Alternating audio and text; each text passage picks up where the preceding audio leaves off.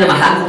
ఈ రోజు 20వ పాసురంలో స్వామి లెగట్లేదు అమ్మ లెగట్లేదని కోపం వచ్చింది వచ్చి వాళ్ళకి. ఇవాళ కొంచెం లేపుతున్నారు స్వామిని. ముందు ఏమన్నారంటే 33 కోట్ల మంది దేవతలకి ఆపద వస్తే నువ్వే ముందు వెళ్ళి వాడు రక్షిస్తావు కదయ్యా, మరి మేము పిలుస్తుంటే రావట్లేదేంటి? వాళ్ళు 33 కోట్ల మంది, మేము 5 లక్షల మందినే కాబట్టి సంఖ్య తక్కువ ఉందని నీకు ఆనట్లేదా? మేము లేకపోతే వాళ్ళు మగవాళ్ళని మేము ఆడవాళ్ళం అబలమని చెప్పి రావట్లేదా? ఎందుకు రావట్లేదు స్వామి, లేచి రావయ్యా అని పిలిచి, వాళ్ళేమో దేవతలేమో వాళ్ళకి కష్టం వస్తే నేను ప్రార్థిస్తారు వాళ్ళ పనులు చేయడం కోసం, వాళ్ళకి కష్టాలు తీర్చడం కోసం.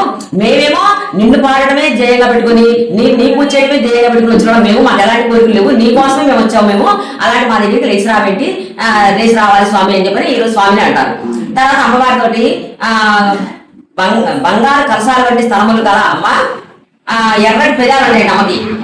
ఎర్రటి పెదాలు కలదానా, నడుము సన్నగా ఉన్నదాన అమ్మవారికి. నడుము సన్నగా ఉన్నదానా లక్ష్మీదేవి లాంటి, లక్ష్మీదేవి అవతారమే నువ్వైనా నప్పిన పిరాంటి లేచి రావమ్మ అని వాళ్ళిద్దరిని, స్వామిని అమ్మని ఇద్దరిని కలిపి ఇద్దరిని లేపుతారు. స్వామివారినేమో కొంచెం ఇష్టం మాట్లాడతారు, అమ్మవారితోనేమో కొంచెం మెచ్చుకొని మాట్లాడతారు. ఈ రోజు ఇట్లా మాట్లాడిన తర్వాత ఏమంటారంటే అమ్మతోటి, అమ్మ మాకు విసనకర్ర అద్దము ఇచ్చి మీ స్వామితోటి మాతో స్నానం చేయించవమ్మా, లేచి రావమ్మా అని పిలిచారు. అంటే ఏంటంటే స్వామితో స్నానం చేయించడం అంటే మామూలు మన లౌకిక స్నానం కాదు, స్వామి యొక్క గుణాలలో మునిగి తేలే స్నానం. అలాంటి స్నానం చేయించవమ్మా అని చెప్పి అమ్మవారిని వాళ్ళ అడుగుతున్నారు. అయితే ఈ రోజు నామం విమల. విమల అనే నామాన్ని రేపు మళ్ళీ పాసులలో అమ్మ మనకి నామం ఇచ్చేంత వరకు కూడా విమల అనే నామాన్ని ఏ పని చేస్తున్నా కూడా మననం చేసుకుంటూ ఉందాం. జై శ్రీమన్నారాయణ.